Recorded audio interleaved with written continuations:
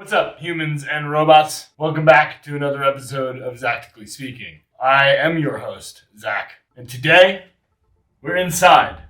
It was raining, but we're checking out the Loupedeck CT, which is right here on my desk. I am not wearing a microphone, so welcome to the real world.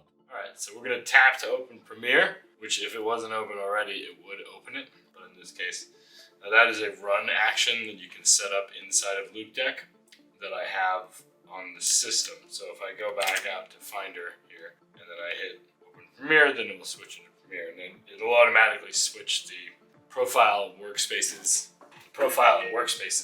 associated with it. Zachary, here is your reminder. Check the pork chops. Yeah, that's right. Pork chops are in the smoker. I think it's time to come out. Zachary, here is your reminder. Check the pork chops. So, okay. Alright, so I'm going to just duplicate, I'm going to create a new sequence here,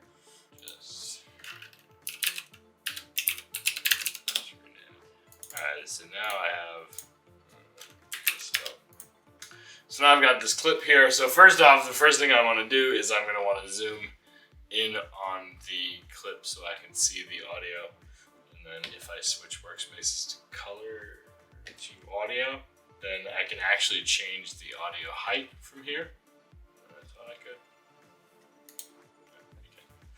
There we go. So then you can change the audio height, and then if I switch back to editing, then I've got my edit tools at hand, and I can see my track. So one of the really great things about this is the wheel. So out of the box, it's set up to just jog through one frame at a time. And so it's super precise as far as how much, and then as you jog the wheel forward. Now it's got play in the center, so you can control your transport.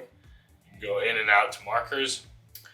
What the really cool thing that I really like about it is if you hold down function while you're rotating, you actually get scrubbing.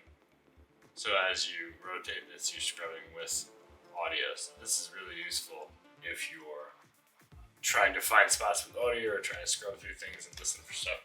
Anyway, that's the way I work. I scrub a lot, so I might switch that wheel to opposite, but I use both things a lot. So the next thing that I use a lot is the edit or add edit. So in this case, I'm going to add this right here, and then I am going to jog forward, or actually I'll scrub forward because I want to see when the next time I start talking is. And once that occurs, I'm going to ripple start, and that will delete back to the thing. And then once I find the end of the thing that I want to do, then I can hit ripple end, and that'll ripple end me out.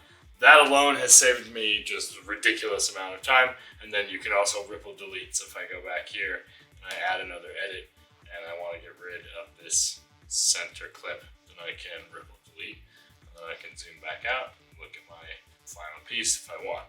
So then the next thing I'll usually do is I'll go into my color workspace and start color grading. So I will add an adjustment layer generally. I already have one in this case, but I can add one right from the keyboard. That was actually automatically mapped. So then I can just bring this adjustment layer in here.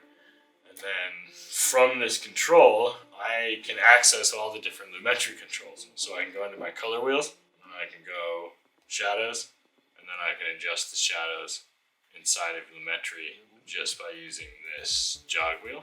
So once I feel like, okay, I've got my shadows somewhere I want them, then I can switch to my midtones, and I can stretch my midtones out a bit.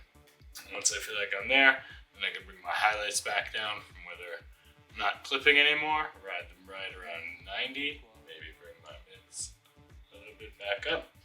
Once I'm done with that, then I can switch back to my color correction, and I can go right into basic corrections, which will pull up that panel in Lumetri. I forgot I had a camera over here. We're gonna have to learn how this stuff works, recording things.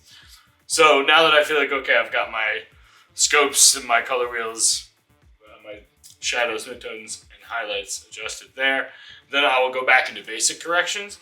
And so occasionally, I might warm this up a little bit. By adding a little bit of temperature, I might pull it over to the magenta a touch because of maybe be a green tinge that I see. And then at this point, because this is in S-Log2, I might want to crank up my saturation a lot just to start getting a lot of those colors back, a lot of that data back into the frame. At that point on this wheel now, so exposure is set on the wheel, so I can pull my exposure up and down. I actually kind of like it right there. Then I've got control over my shadows in basic corrections, so I can bring my shadows up or down here, and then I can switch to my highlights. Now that's just tapping on highlights, exposure, and shadows on that touch wheel. So again, then I can bring highlights, I can bring the highlight bands down a little bit. At this point, I usually want to pull my black point down until it starts to almost clip. In this case, I'm clipping, but I don't really care. I'm not trying to win any awards ever.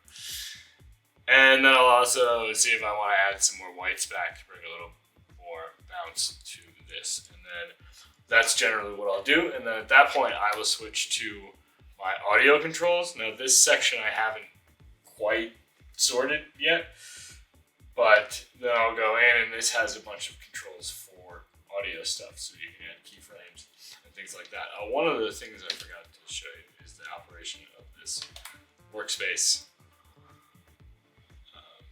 If you want to know what I'm doing there, I mapped function workspace button to load that workspace inside of Premiere instead of using the panel to switch, which I think is gone now in 2022. And that brings us to the end of this episode. Remember, stay safe, be prepared, and don't be a dick.